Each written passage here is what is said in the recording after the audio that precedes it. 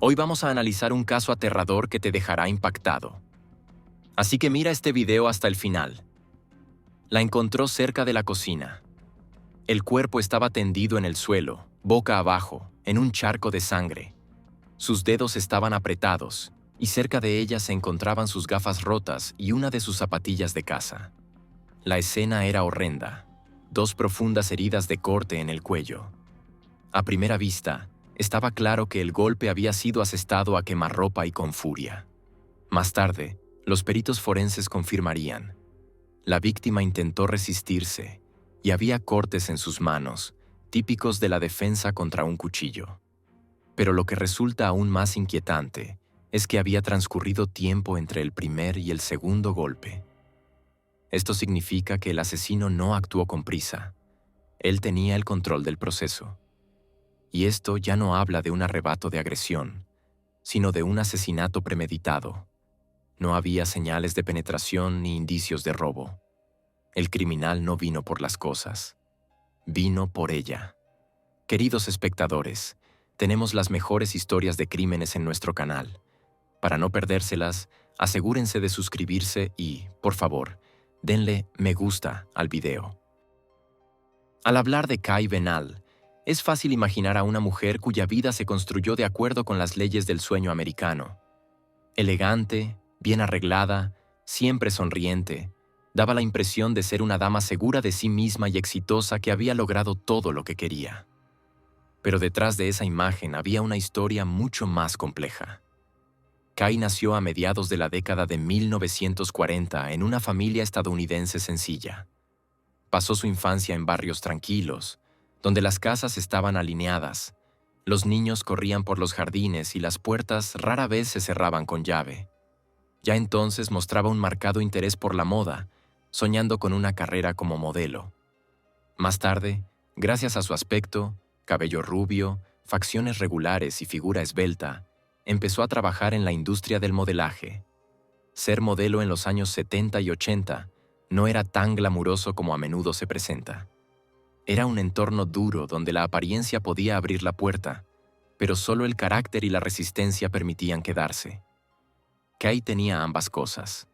No solo posaba para las cámaras, sabía cómo presentarse, dejando una impresión duradera. Fue en ese periodo cuando aprendió no solo a hacerse notar, sino también a ocultar emociones, sentimientos e incluso sucesos de su propia vida. Estas cualidades se volverían clave muchos años después, cuando comenzó a construir una vida completamente distinta, en matrimonio con un hombre. Para cuando conoció a Hal Benal, Kay era una mujer experimentada.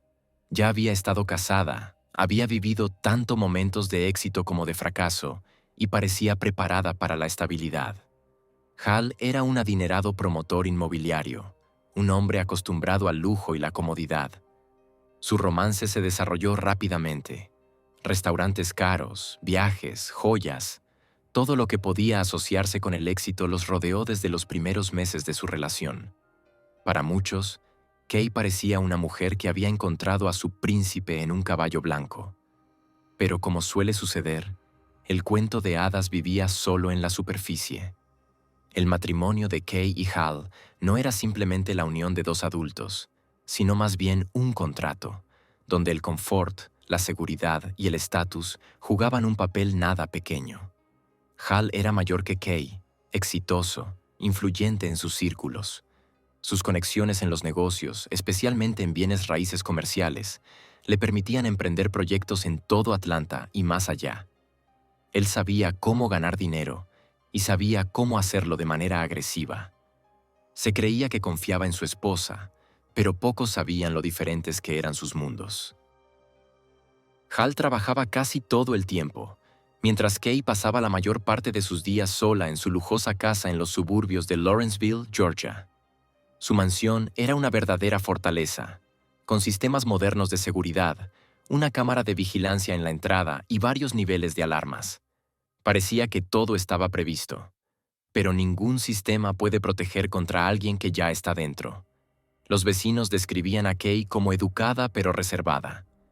Rara vez salía de la casa a menos que fuera absolutamente necesario. Casi no mantenía contacto con la comunidad local, Algunos la consideraban misteriosa, una mujer que parecía haber salido de la portada de una revista de los años 80, viviendo ahora la tranquila vida de un ama de casa.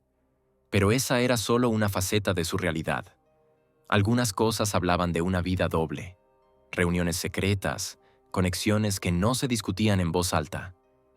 A pesar de no tener hijos biológicos, muchos percibían a Kay como una mujer cariñosa y tierna.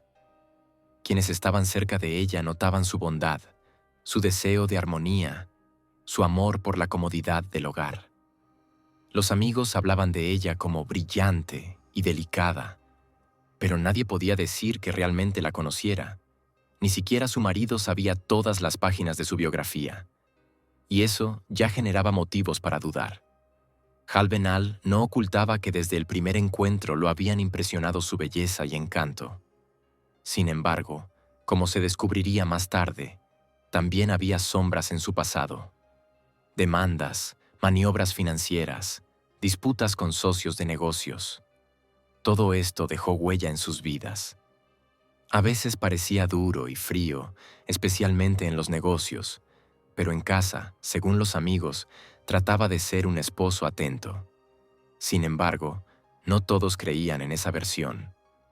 Algunos pensaban que la relación de los cónyuges era formal, una unión donde el estatus y la conveniencia eran más importantes que la sinceridad y la cercanía. La vida de Kay Benall era a la vez estable y ansiosa. Por un lado, un hogar cómodo, cuidado personal, libertad para administrar su tiempo.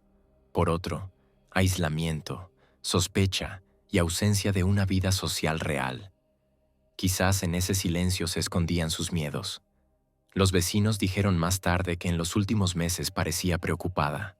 No de manera directa, no con pánico o histeria, pero algo indefiniblemente tenso aparecía en su mirada. Cerraba las cortinas antes de lo habitual, contestaba el teléfono brevemente y una vez incluso le dijo a una vecina que no se sentía segura, aunque no explicó por qué. ¿Quién era realmente? ¿Una esposa cariñosa cansada de estar sola o una figura misteriosa con una vida doble? El 1 de mayo de 2008 fue un jueves ordinario en Lawrenceville, un suburbio tranquilo y acomodado de Atlanta, Georgia. La primavera ya había cobrado vida, el aire era cálido, el cielo estaba despejado. La zona residencial, donde las casas se asemejaban a pequeñas mansiones, era un lugar rutinario y silencioso. Rara vez se escuchaban gritos en esas calles. No había pandillas de adolescentes, ni música a alto volumen, ni el bullicio de una gran ciudad. Los vecinos estaban seguros de que vivían en un lugar próspero y seguro. Y es precisamente esa confianza la que hace que una puñalada por la espalda resulte especialmente dolorosa. Especialmente cuando el mal no viene de afuera, sino que penetra dentro, detrás de esas mismas puertas fuertes que todos consideraban confiables. Ese día, Kay Benall se quedó en casa. Su esposo, Hal Benall, había salido temprano en la mañana por negocios, como de costumbre. Era un horario familiar para ambos. Ella se había sentido cansada últimamente y se quejaba de dolores de cabeza, por lo que decidió descansar. Según Hal, ese día no tenía reuniones ni viajes planeados. Se suponía que pasaría el día sola, quizás haciendo algo de trabajo doméstico, ejercitándose o simplemente viendo televisión. Sin embargo, fue ese supuesto silencio lo que dio lugar a la primera pregunta importante. ¿Qué estaba ocurriendo realmente en esa lujosa casa mientras afuera todo estaba tranquilo? La residencia de la familia Benall era una impresionante mansión de 3 dormitorios con techos altos y un diseño moderno. Todo en ella, desde las paredes blanco nieve hasta el césped perfectamente cuidado, simbolizaba orden y éxito. Pero como sabemos, el bienestar exterior no siempre refleja el interior.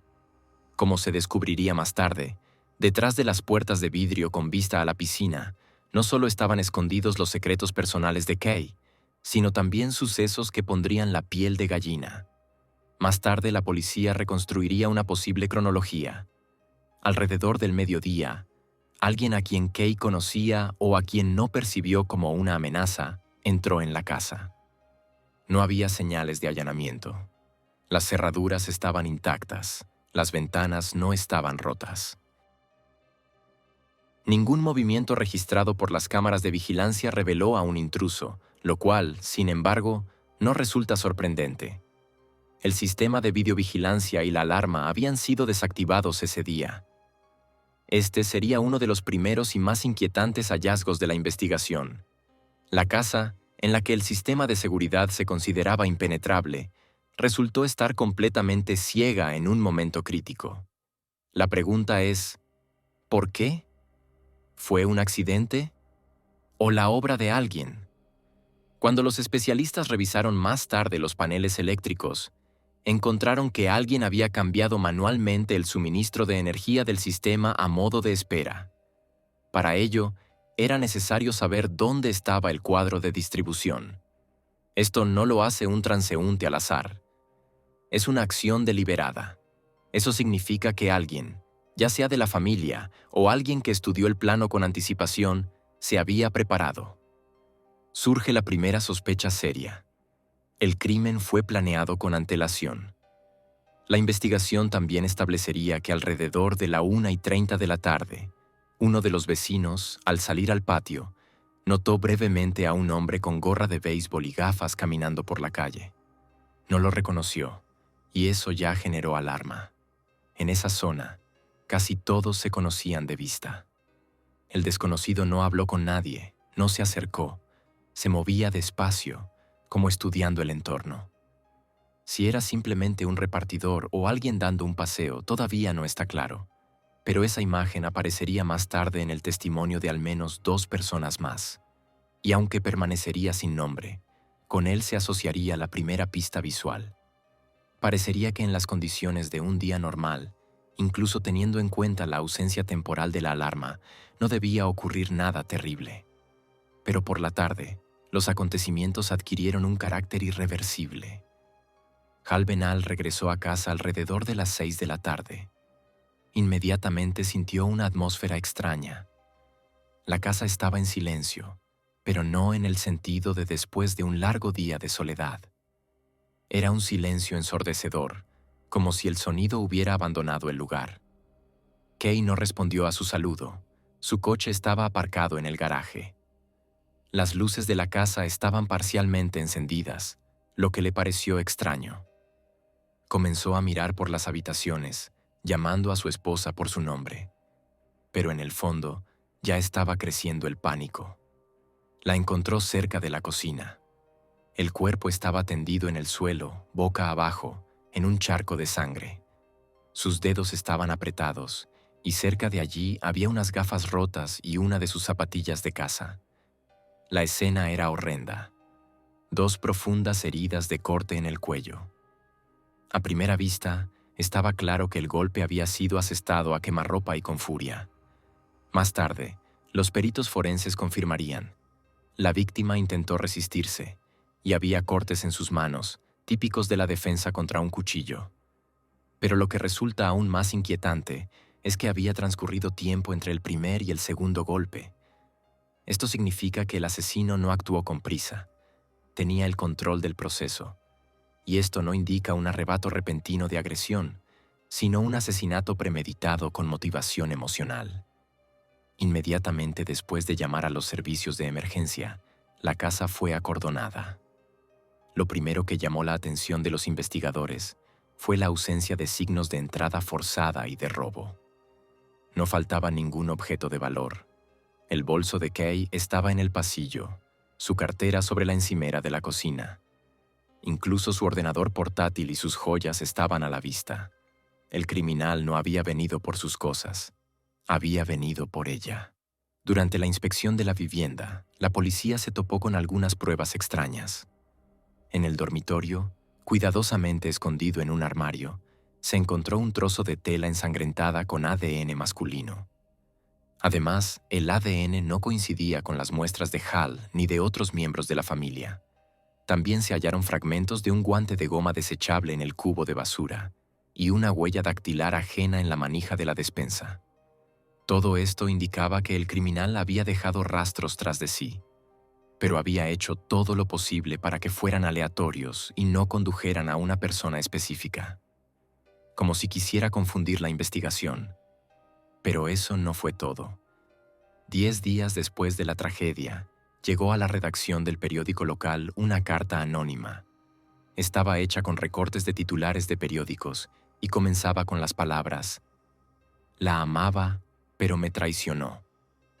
El autor insinuaba una relación romántica con Kay y la acusaba de mentir.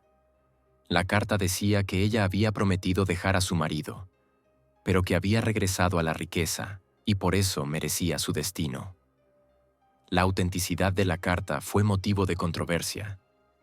Algunos expertos la consideraban genuina, una expresión de remordimiento o psicosis. Otros, una falsificación, un intento de confundir a la policía. Pero el punto clave seguía concerniendo a la personalidad de la propia Kay. Tras su muerte, comenzaron a salir a la luz detalles que casi nadie conocía. En el armario se encontraron accesorios sexuales, ropa provocativa, zapatos que no coincidían con su imagen pública. Todo esto dio lugar a un sinfín de preguntas. ¿Qué pasó entre las 12 y las 17 horas de ese día? ¿Quién apagó el sistema de seguridad? ¿Por qué Kay dejó entrar en la casa a un hombre del que no se protegió? Y lo más importante, ¿qué fue exactamente la gota que colmó el vaso y convirtió esa visita en asesinato? El asesinato de Kay Venal presentó a los detectives del condado de Gwinnett una tarea extremadamente difícil. Se enfrentaban a un crimen que lo tenía todo: sangre, pasión, intención, pero al que le faltaba lo más importante: un motivo claro, un sospechoso y una secuencia lógica. La casa no había sido robada. El sistema de seguridad había sido desactivado con antelación, y las pruebas encontradas eran como fragmentos de un gran cuadro cuyo lienzo seguía oculto por ahora. Comprendían que resolver el crimen dependería no solo de los interrogatorios y del trabajo en la calle, sino también del trabajo de los laboratorios. Era tarea de los forenses leer lo que no se dice en voz alta. Todo comenzó con un análisis de la escena del crimen. La posición del cuerpo de Kay, la naturaleza de las heridas, los espejos cubiertos con cortinas, todo ello planteaba preguntas. Una de las primeras tareas de los peritos forenses fue determinar la hora exacta de la muerte. Se utilizaron métodos clásicos: termografía, grado de rigidez cadavérica y análisis químico de los tejidos. Las conclusiones mostraron que el asesinato ocurrió durante el día, aproximadamente entre 3 y 4 horas antes de que Hal descubriera el cuerpo. Esto redujo la ventana temporal, pero no dio un nombre. El equipo forense prestó especial atención a las huellas dactilares. La casa fue examinada minuciosamente. Una huella resultó inidentificable en una superficie cerca de la cocina, pero estaba incompleta, borrosa y no permitía una verificación automática completa. Fue ingresada en la base de datos nacional AFIS, pero sin resultado.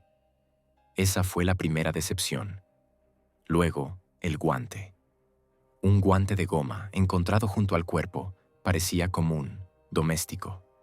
Pero en el interior, en la parte interna, los forenses encontraron ADN mezclado. Fragmentos de Kay y ADN de un hombre desconocido. Esta era la prueba principal. El material era de calidad suficiente para aislar un perfil genético. También fue ingresado en CODIS, la base nacional de datos de ADN de criminales. La respuesta: ni una sola coincidencia. En última instancia, a pesar de los esfuerzos de los forenses, ninguna de las pruebas arrojó un nombre específico. Pero su trabajo construyó el esqueleto del caso. La cronología, la letra, los rasgos de personalidad del criminal. Sin ellos, el caso de Kay Venal podría haberse convertido en un revoltijo de rumores y especulaciones. El caso atrajo rápidamente la atención pública y mediática, no solo por la brutalidad del crimen, sino también por la misteriosa doble personalidad de la víctima. El primer punto lógico de la investigación fue el esposo de la víctima, Hal Venal. Él descubrió el cuerpo, fue el primero en llamar a la policía y, lo más importante, fue la última persona que sabía con certeza que Kay estaba viva esa mañana. Como era de esperar, Fue interrogado, se le tomó ADN y se comprobó su coartada. Afirmó haber estado en la oficina todo el día, lo cual fue confirmado por varios testigos, así como por los registros del sistema de entrada y salida del edificio. Además, su biomaterial no coincidía con el hallado en el guante de goma y en la tela. Sin embargo, esto no eliminaba por completo las sospechas. Las pruebas indicaban que el crimen era personal y el motivo era emocional. Y Hal, como marido, podía encajar perfectamente en esa categoría. Pero la investigación tenía otras pistas. El teléfono inteligente de Kay, encontrado en la cocina, fue examinado cuidadosamente. Un mes antes de su muerte, había mantenido correspondencia con un hombre cuyo nombre figuraba en sus contactos como Mark. Sin embargo, ninguno de los números listados permitió identificarlo positivamente. Las llamadas eran breves, los mensajes habían sido eliminados. La policía contactó con el proveedor, pero las conversaciones se habían realizado con una tarjeta SIM desechable. Esto era una señal de alerta. Mark podía ser un nombre falso utilizado para comunicarse con Kay porque ella o él escondían la naturaleza de la relación. Los investigadores asumieron que podía tratarse de un romance. Y si esto era cierto, entonces quizá el asesino actuó por celos. Los periodistas comenzaron a hurgar en el pasado de Kay. Uno de los investigadores descubrió que antes de su matrimonio con Hal, trabajó como modelo en Las Vegas, donde, según información no confirmada, se relacionaba con hombres adinerados, incluidos dueños de casinos, empresarios influyentes y productores de televisión. También se mencionaba un compromiso no oficial que nunca terminó en matrimonio. El nombre de esa persona no fue revelado, pero se sabe que su separación fue tormentosa. Una de las amigas de Kay, que permaneció en el anonimato, dijo que su expareja no la dejó ir durante mucho tiempo. La acosaba, le escribía cartas. Esto añadió una nueva línea a la investigación. ¿Podría alguien del pasado haber regresado años después para vengarse? Los detectives siguieron esta pista, pero se enfrentaron a la falta de detalles concretos. No había confirmación de que ese mismo ex estuviera en la ciudad. No cruzó la frontera estatal, no se registró en hoteles, su nombre no apareció en ninguna base de datos. Y sin embargo, el patrón del crimen se parecía cada vez más al trabajo de alguien con un dolor personal profundo. No un profesional, sino alguien que conocía demasiado bien a la víctima como para actuar al azar. Al mismo tiempo, se filtró a los medios la información sobre los espejos cubiertos en la casa. Este hecho extraño dio lugar a una ola de especulaciones. Algunos sugirieron que Kay los había cubierto ella misma, esperando a un visitante no deseado. Otros creyeron que el asesino pudo haberlo hecho, como un tipo de gesto simbólico asociado con el remordimiento o una fijación maníaca con la víctima. El FBI trajo a un perfilador, quien planteó una hipótesis. El asesino era un hombre de mediana edad, familiarizado con los hábitos de Kay, psicológicamente inestable, posiblemente con un trastorno obsesivo. Sus acciones en la casa indicaban control y ausencia de prisa. No tenía miedo de ser atrapado, como si supiera que se iría sin ser notado. Luego, la investigación dio otro paso importante. Reconstruyeron todos los contactos de Kay durante los últimos 6 meses. Entre sus contactos de negocios había un hombre cuyo nombre aparece en el expediente bajo el seudónimo de Vince. Era un contratista que estaba renovando la cocina de la casa. Los vecinos recordaban que a menudo se quedaba más tiempo del necesario. La policía lo interrogó. Realizó un peritaje, pero su coartada fue confirmada. Sin embargo, fue a partir del momento en que terminó la renovación cuando comenzaron a suceder cosas extrañas. Fallos de la alarma, falsas activaciones, breves cortes de electricidad. En ese momento, nadie tomó en serio esas pequeñas cosas, pero ahora parecían señales de alerta. Uno de los principales golpes a la investigación fue la falta de coincidencias de ADN. Ni huellas dactilares ni rastros de la escena del crimen coincidían con ninguna base de datos, ni estatal ni federal. Esto significaba una cosa: el criminal no tenía condenas previas, no había sido arrestado. Su material biológico no estaba registrado en el sistema. Sin embargo, una de las hipótesis afirmaba que el criminal podía ser extranjero o utilizar la identidad de otra persona. El FBI recurrió a Interpol, buscando posibles vínculos con crímenes internacionales de celos o manía. Hasta el momento, sin éxito. Pasaba el tiempo. El público exigía respuestas. Hal Venal salió en las noticias con una declaración, rogando a cualquiera que supiera algo que se pusiera en contacto. Pero muchos notaron. Parecía reservado, casi distante.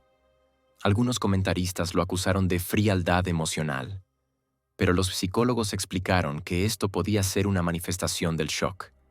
Sin embargo, las sombras de duda seguían rondando su figura, especialmente después de que se supo que había asegurado la vida de Kay por más de $1 millón. Hal explicó esto como una medida de precaución rutinaria. El seguro había sido contratado más de 2 años antes y no se encontró delito en ello. Pero esto solo aumentó las preguntas. No se presentaron cargos. La investigación había llegado a una etapa en la que había muchas pruebas, pero no formaban una imagen clara. Cada pista llevaba a un callejón sin salida. Cada sospechoso resultaba inocente. Una carta anónima, un misterioso Mark, huellas en el dormitorio, cámaras apagadas, espejos cubiertos. Todo resultaba inquietante, pero no ofrecía respuestas. El caso de Kay Venal comenzó a convertirse en uno de los asesinatos sin resolver más misteriosos del estado de Georgia. Se volvió tema de discusión en foros, podcast y televisión. La gente ofrecía sus teorías, desde un examante hasta un psicópata al azar. Algunos afirmaban que el asesinato estaba relacionado con asuntos turbios en Las Vegas. Otros, que el crimen había sido un asesinato por encargo, pero que el perpetrador fue alguien que calculó mal la reacción emocional. La investigación continuó. Los investigadores no cerraron el caso, aunque avanzaba cada vez más hacia los archivos. Lo único que sabían con certeza: el asesino era astuto, preparado y peligroso. No dejó ni un solo rastro directo. Pero en algún lugar, entre esos fragmentos, estaba la verdad. Y aunque estuviera oculta en lo más profundo, sabían que algún día saldría a la luz. Las hipótesis se multiplicaban. Una de ellas era que el asesino no solo era un conocido de Kay, sino alguien que vivía cerca. Un vecino, quizás alguien a quien ella no percibía como una amenaza. La policía revisó a todos los vecinos, incluidos los que estaban de viaje de negocios el día del asesinato. Pero, otra vez, no hubo coincidencias de ADN, ni una sola filtración. Otra versión. El asesinato fue cometido por encargo. El cliente, supuestamente, estaba vinculado a los asuntos de Kay en su pasado de Las Vegas. Según rumores, incluso antes de su matrimonio con Hal, tuvo conflictos con personas influyentes, supuestamente por cuestiones financieras. Esta teoría sonaba impactante, pero seguía siendo pura especulación. La tercera hipótesis: el crimen fue obra de un solitario obsesivo. Una persona, quizá con trastornos de percepción u obsesión. No había confirmación de ello, pero el estilo del crimen, múltiples heridas, aislamiento del lugar, un componente emocional, todo apuntaba a sentimientos y no a un cálculo frío. Pero esta versión también requería detalles que no existían. Otra versión causó una resonancia particular. Algunos analistas de conducta señalaron que el asesino parecía querer que el cuerpo de Kay fuera encontrado exactamente así, en la casa, durante horas de trabajo, con la alarma apagada, con los espejos cubiertos. Era una señal y no solo un crimen oculto, como si quisiera ser comprendido, leído como un libro. Pero ese libro seguía cerrado. Curiosamente, años después del crimen, la investigación todavía recibió una nueva pero extraña pista. En 2012, un hombre llamó a la comisaría del condado de Gwinnett y afirmó anónimamente que sabía quién había matado a Kay Venal. La llamada fue breve y fue imposible determinar su ubicación. Se realizó desde un teléfono celular desechable. La voz estaba distorsionada, pero mencionó un nombre, un tal Jonathan. Este nombre no figuraba en ninguno de los expedientes del caso. La policía intentó rastrear la llamada, pero sin éxito. Si esto era cierto, una distracción o un intento de jugar con la tragedia ajena es desconocido. Pasaron meses, luego años. El asesino de Kai Benal nunca fue encontrado. No hubo arrestos, ni acusaciones, ni confesiones mediáticas. Tampoco se celebró el juicio que el público esperaba, con interrogatorios, pruebas, secretos revelados. En lugar de un juicio, solo hubo una espera interminable y silencio, opresivo como un cielo cubierto de nubes de tormenta. El caso se convirtió en un símbolo de un misterio que no puede resolverse. No ha desaparecido. Se ha convertido en un mito. Para la investigación, oficialmente, sigue siendo un caso abierto. Pero extraoficialmente, muchos entienden que las posibilidades de resolverlo disminuyen rápidamente con cada año que pasa. Los detectives cambian, las pruebas envejecen, los testigos se van, y el propio Hal Benal, tras la muerte de su esposa, empezó a llevar una vida extremadamente reservada. Poco después de la tragedia, dejó la mansión donde ocurrió el asesinato, vendiéndola a una empresa privada especializada en la reventa de bienes raíces. Ya no dio entrevistas, no apareció en eventos sociales y, según rumores, incluso abandonó el estado. Algunos afirmaban que se mudó a Colorado, otros decían a Arizona. Pero dondequiera que estuviera, seguía siendo un hombre vinculado para siempre a la historia que continuaba resonando. Mientras tanto, los medios convirtieron este caso en algo más que una investigación. Se convirtió en parte de la cultura pop estadounidense, incluido en decenas de podcasts, documentales, programas de entrevistas. Fue descrito como un crimen sin criminal, el asesinato perfecto y un caso que nunca será olvidado. Uno de esos documentales, estrenado en 2014, estuvo dedicado a intentar recrear los hechos de aquel día hora por hora. Mostró cuán exactamente el asesino conocía los hábitos de la víctima, sus recorridos, costumbres, incluso miedos.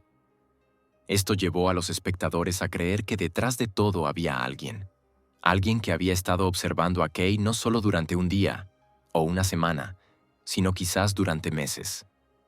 Hasta el día de hoy, casi 2 décadas después, el caso sigue sin resolverse.